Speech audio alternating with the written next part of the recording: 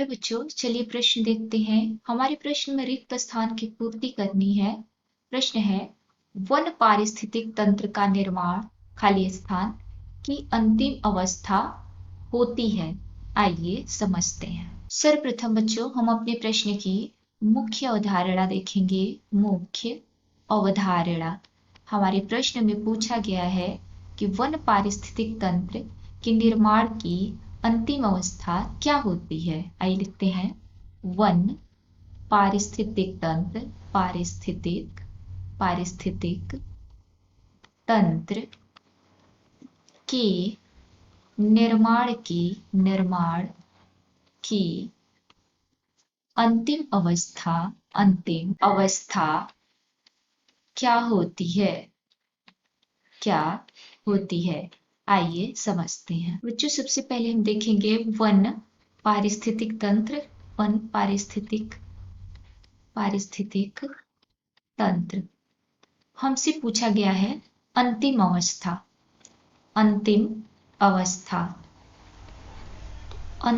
अवस्था को हम अनुक्रमण कहते हैं बच्चों। क्या कहते हैं? अनुक्रमण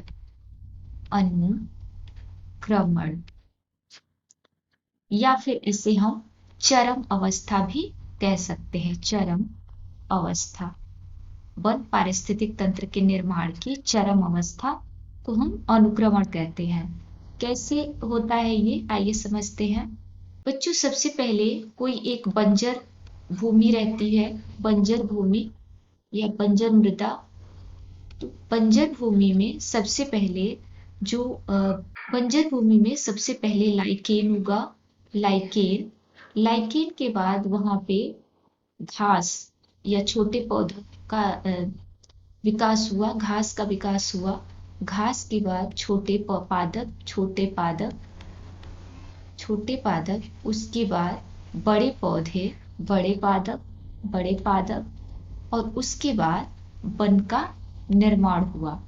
इस वन के निर्माण में जो अंतिम अवस्था आई उसे ही हम अनुक्रमण कहते हैं। तो हमारे प्रश्न में पूछा गया था कि वन निर्माण की अंतिम अवस्था क्या है पारिस्थितिक तंत्र में, तो उसे हम अनुक्रमण कहते हैं। उम्मीद है आपको प्रश्न समझ में आ गया होगा। धन्यवाद।